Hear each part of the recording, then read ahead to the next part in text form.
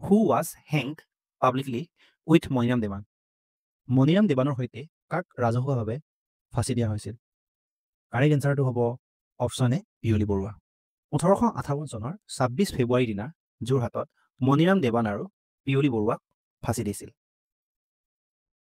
Who rebuild the temple of goddess Kamakhya? Kamakhya মন্দিৰ পুনৰ নিৰ্মাণ কোনে কৰিছিল? কাৰেক্ট এনচাৰটো হ'ব অপশ্যন চি নৰনাৰায়ণ। লগতে মনত ৰাখিব লাগিব যে নৰনাৰায়ণ আৰু চিলাৰায়ৰ পিতৃ বিশ্বসিংহই কোচ ৰাজ্য প্ৰতিষ্ঠা কৰিছিল। আৰু নৰনাৰায়ণৰ প্ৰকৃত নাম হ'ল মল্লদেৱ আৰু চিলাৰায়ৰ প্ৰকৃত নাম হ'ল শুক্লধ্বজ। এই দুটা পইণ্ট এক্সামৰ কাৰণে বহুত দৰকাৰী, এক্সামত আহি থাকে। তাৰ পাছত তেওঁ নাৰায়ণী নামেৰে এবিধ ৰূপৰ মুদ্ৰাৰ প্ৰচলন আৰম্ভ কৰিছিল আৰু তেওঁৱেই শ্ৰীমন্ত শংকৰদেৱৰ নৱ বৈষ্ণৱ ধৰ্মলৈ প্ৰথম ৰাজকীয় পৃষ্ঠপোষকতা প্ৰদান কৰিছিল। তেওঁৰ শাসনকালতে পুৰুষোত্তম বিদ্যাবাগীয়ে প্ৰয়োগ ৰত্নমালা নামৰ সংস্কৃত ব্যাকৰণ লিখি উলিয়াইছিল আৰু নৰনাৰায়ণৰ সোঁৱৰণত ব্ৰহ্মপুত্ৰ নদীৰ ওপৰেদি যোৱা যোগীঘোপা আৰু পঞ্চৰত্ন সংযোগী দলংখনৰ নাম নৰনাৰায়ণ সেতু ৰখা হৈছে। এই গোটেইকেইটা পইণ্ট দৰকাৰী হয়। Who establish the first tea garden in upper Assam? অসমত প্ৰথম চাহ বাগিচা কোনে স্থাপন কৰিছিল? কাৰেক্ট এনচাৰটো হ'ব option B Maniram Dewan. Who was the first martyr from Assam in the Quit India Movement of 1942? 1942 চনৰ ভাৰত ত্যাগ আন্দোলনত অসমৰ পৰা প্ৰথম শ্বহীদ কোন? কাৰেক্ট এনচাৰটো হ'ব option A Kanaklata Barua. Which Ahom king married the Manipuri princess Kuranganayani? কোনজন আহোম ৰজাই মণিপুৰী ৰাজকুমাৰী কুৰংগ নয়নীক বিয়া কৰাইছিল? কাৰেক্ট এনচাৰটো হ'ব অপশ্যন চি স্বৰ্গদেউ ৰাজেশ্বৰ সিংহ। ৰাজেশ্বৰ সিংহই মণিপুৰী ৰাজকুমাৰী কুৰংগ নয়নীক বিয়া কৰাইছিল। হিজ আহোম কিং ডাগ দ্য জয়সাগৰ পুখুৰী within 45 days in memory of his mother Joymoti? কোনজন আহোম ৰজাই নিজৰ মাতৃ জয়মতীৰ স্মৃতিত 45 দিনৰ ভিতৰতে জয়সাগৰ পুখুৰী খান্দিছিল? কাৰেক্ট এনচাৰটো হ'ব অপশ্যন এ ৰুদ্ৰসিংহ। ৰুদ্ৰসিংহক আহোমৰ শ্ৰেষ্ঠ ৰজা বুলি অভিহিত কৰা হয় আৰু সৰুতে ৰুদ্ৰসিংহৰ নাম আছিলে লাই আৰু ৰুদ্ৰসিংহৰ আহোম নাম হৈছে Sukrungpha. Who was the first Barman king to perform the Ashvamedha yajna? অশ্বমেধ যজ্ঞ কৰা বৰ্মন বংশৰ প্ৰথম ৰজাজনৰ নাম কি? কাৰেক্ট এনচাৰটো হ'ব option A Mahendra Barman. Who was the Moran king when Sukaphaa came to Assam? Sukaphaa অসমলৈ অহাৰ সময়ত মৰাণৰ ৰজা কোন আছিল? কাৰেক্ট এনচাৰটো হ'ব অপশ্যন বি বডৌচা। এতিয়া আমি এক্সামৰ কাৰণে দৰকাৰী চুকাফাৰ কেইটামান গুৰুত্বপূৰ্ণ ফেক্ট ডিছকাছ কৰিম। স্বৰ্গদেউ চাওলুং চুকাফা আছিল অসমত আহোম সাম্ৰাজ্যৰ প্ৰতিষ্ঠাতা, ফাউণ্ডাৰ অফ আহোম কিংডম। আহোমসকলে অসমত 598 বছৰ ৰাজত্ব কৰিছিল, 1228 চনৰ পৰা 1826 চনলৈ, প্ৰায় 600 বছৰ বুলি ধৰা হয়। চুকাফা আছিল চাউথ ইষ্ট এছিয়াৰ চান ব্ৰাঞ্চৰ টাই বংশৰ লোক। টাইৰ অৰ্থ হ'ল স্বৰ্গৰ পৰা অহা লোক। বিভিন্ন আখ্যান অনুসৰি চুকাফাক স্বৰ্গ ৰজা লেংডন বা ইন্দ্ৰনাথী খুনলুং আৰু খুনলাইৰ বংশধৰ বুলি কোৱা হয়। চ' এক্সামত অহা দেখা গৈছে যে খুনলুং আৰু খুনলাই কাৰ গ্ৰেণ্ডছন? যাৰ এনচাৰটো হ'ব লেংডন। তাৰ পাছত 1215 চনত মুংমাও ৰজা পামিওপুঙৰ মৃত্যুৰ পিছত তেওঁৰ পুত্ৰ চুখানপা মুংমাওৰ সিংহাসনত বহে আৰু চুকাফাই মনৰ দুখতে আৰু নিজৰ আইতাকৰ উপদেশ আৰু নিৰ্দেশত মুংমাও ৰাজ্য ত্যাগ কৰে। চ' এক্সামৰ কাৰণে দৰকাৰী পইণ্টটো হৈছে যে চুকাফাই কোন চনত নিজৰ ৰাজধানী মুংমাও এৰি থৈ গৈছিল? তাৰ এনচাৰটো হ'ব 1215 চনত। তাৰ পাছত প্ৰায় 13 বছৰ কাল পাটকাইৰ আশে পাশে অনাই বনাই ঘূৰাৰ পাছত চুকাফাই 1228 চনত পাটকাই পৰ্বত বা পাটকাই ৰেঞ্জৰ মাজেৰে নামৰূপত প্ৰৱেশ কৰে। তো তেখেতে অসমত কোন চনত এণ্ট্ৰি কৰিছিলে? 1228 চনত। আৰু সেই দিনটো আছিল 2 ডিচেম্বৰ। সেইকাৰণে 2 ডিচেম্বৰ দিনটো চুকাফা দিৱস বা অসম দিৱস হিচাপে পালন কৰা হয়। আৰু অসমত 1996 চনৰ পৰা তেখেতৰ আগমনৰ স্মৃতিত 2 ডিচেম্বৰ দিনটো চুকাফা দিৱস হিচাপে পালন কৰি আহিছে।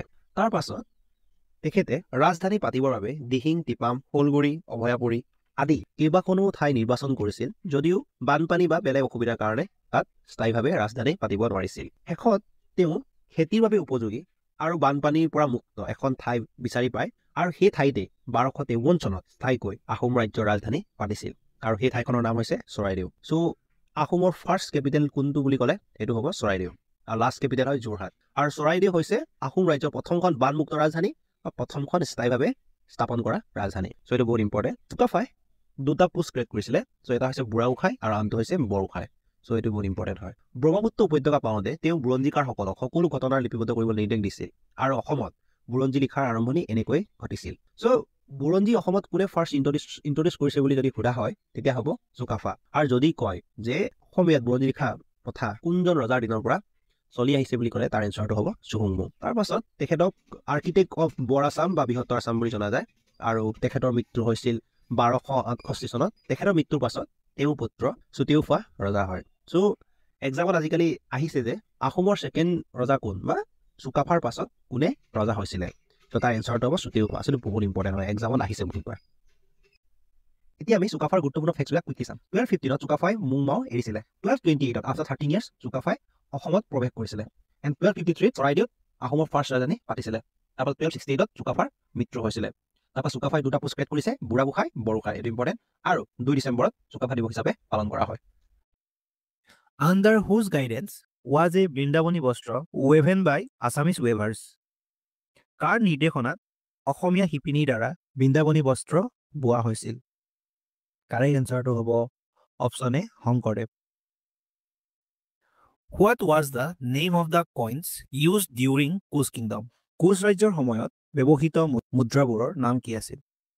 কাৰেক্ট এনচাৰটো হ'ব option B Narayani. The Hayunthal copper plate was issued by which king? Hayunthal তামৰ ফলক কোনজন ৰজাই জাৰি কৰিছিল? কাৰেক্ট এনচাৰটো হ'ব option D Harjar Barman. Who first introduced the cremation of the dead among the Ahoms? কোনে প্ৰথমে আহোমৰ মাজত মৃতকৰ শ্মশানৰ প্ৰৱৰ্তন কৰিছিল? কাৰেক্ট এনচাৰটো হ'ব option A Borraja Phuleswari. Who is also known as Dihingia Raja? কাক দিহিঙীয়া ৰজা বুলি জনা যায়? কাৰেক্ট এনচাৰটো হ'ব অপশ্যন বি চুহুংমুং। এতিয়া আমি এক্সামৰ কাৰণে দৰকাৰী চুহুংমুঙৰ গুৰুত্বপূৰ্ণ ফেক্টসমূহৰ বিষয়ে ডিছকাছ কৰিম। দিহিং নদীৰ পাৰৰ বকতালৈ ৰাজধানী স্থানান্তৰিত কৰাৰ বাবে চুহুংমুঙক দিহিঙীয়া ৰজা নামেৰেও জনা যায়। এইটো বহুত ইম্পৰ্টেণ্ট হয় যে দিহিঙীয়া ৰজা বুলি কাক জনা যায়। তাৰ এনচাৰটো হ'ল চুহুংমুং।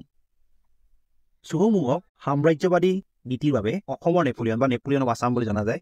আৰু লগতে মনত ৰাখিব লাগিব যে নেপোলিয়ন অফ ইণ্ডিয়া বুলি কাক জনা যায়। তাৰ এনচাৰটো হ'ব সমুদ্ৰগুপ্ত।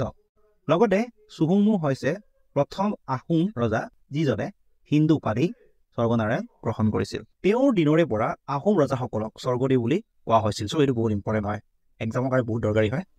চুহুংমুঙৰ দিনৰে পৰা হিন্দুৰ শকাব্দ মতে বছৰ গণনা কৰা নিয়ম আৰম্ভ হৈছিল। চ' আমি মনত ৰাখিব লাগিব যে চাকা এৰা এডপ্টেড কৰিছিল চুহুংমুঙে।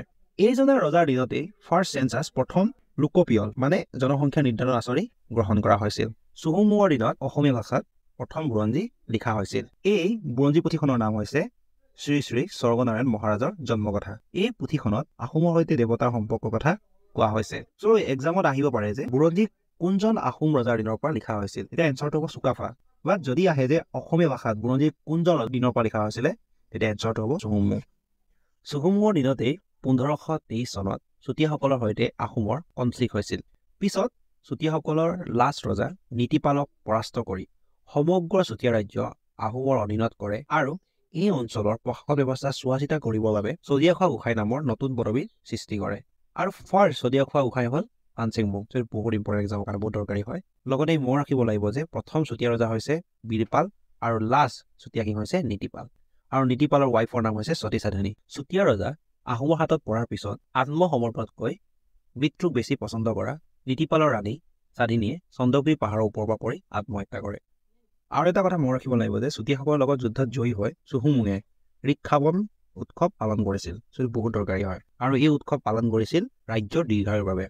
আমাৰ এক্সামত অহা দেখা গৈছে যে ঋক্ষাবন উৎসৱ কোনে পালন কৰিছিল। এইটো তাৰ এনচাৰ হ'ল চুহুংমুং। আৰু কাৰ লগত যুদ্ধত জয়ী হৈ পালন কৰিছিল সেইটো চুতীয়াসকলৰ লগত। চুহুংমুঙৰ দিনত ফায়াৰ আৰ্ম ফাৰ্ষ্ট টাইমৰ কাৰণে ইউজ কৰিছিলে। কিন্তু এটা কথা মনত ৰাখিব লাগিব যে চুতীয়া ৰজাসকলে আহোম ৰজাসকলতকৈ আগত ফায়াৰ আৰ্মছৰ ব্যৱহাৰ কৰিছিল। 1527 চনত বংগৰ মুছলমানসকলে পোন প্ৰথমবাৰৰ বাবে আহোম ৰাজ্য আক্ৰমণ কৰিছিল। চ' এক্সামত আহে যে কোনজন ৰজাৰ দিনত মুছলমানসকলে আহোম ৰাজ্য আক্ৰমণ কৰিছিল। তাৰ এনচাৰ হ'ব চুহুংমুং। চুহুংমুঙৰ দিনতে মুছলমানসকলে 3বাৰ আহোম ৰাজ্য আক্ৰমণ কৰিছিল। থাৰ্ড আক্ৰমণৰ সেনাপতি আছিল তুৰ্বক। 1532 চনত তুৰ্বক খানে অসম আক্ৰমণ কৰিছিল বা আহোম আক্ৰমণ কৰিছিল। এই যুদ্ধত আহোম বিজয়ী হৈছিল, কিন্তু ফ্ৰাংচেংমুংকে ধৰি 8জন আহোম সেনাপতিৰ মৃত্যু হৈছিল। ফ্ৰাংচেংমুঙৰ মৃত্যুৰ কথা শুনি তেওঁৰ পত্নী মূলা গাভৰুৱে নিজে আন 5গৰাকী মহিলাৰ সৈতে যুদ্ধক্ষেত্ৰলৈ আগবাঢ়ি যায় আৰু তুৰ্বাকৰ সৈতে যুঁজি মৃত্যুবৰণ কৰে। পাছত কনচেং বৰপাত্ৰ গোসাঁইৰ হাতত তুৰ্বকৰ মৃত্যু ঘটে। দুৰ্বকৰ মূৰটো চুহুংমুঙৰ আদেশত চৰাইদেউ পাহাৰত পুতি থোৱা হৈছিল। চুহুংমুঙৰ দিনতে 1531ত আহোম আৰু কছাৰীৰ মাজত কনফ্লিক্ট হয়। চুতীয়াসকলৰ নিচিনাকৈ কছাৰীসকলকো পৰাস্ত কৰি কছাৰীসকলৰ পৰা লাভ কৰা ধনশিৰি উপত্যকাৰ নামনি অঞ্চল চোৱা চিতা কৰিবৰ কাৰণে মৰঙীখোৱা গোসাঁই পদৰ সৃষ্টি কৰে। আৰু ফাৰ্ষ্ট মৰঙীখোৱা গোসাঁই হ'ল চুৰপাবৰ চেতিয়া। চুহুংমুঙে দেটচুং নামৰ এজন কছাৰী ৰাজকোঁৱৰক কছাৰী ৰাজ্যৰ সিংহাসনত বহাই আৰু কৰতলীয়া ৰজা হিচাপে স্বীকৃতি দিয়ে। তেতিয়াৰ পৰাই কছাৰী ৰজা আহোমৰ থাপিত সঞ্চিতা হ'ল। থাপিত সঞ্চিতা মানে হৈছে তলতীয়া শাসনকৰ্তা।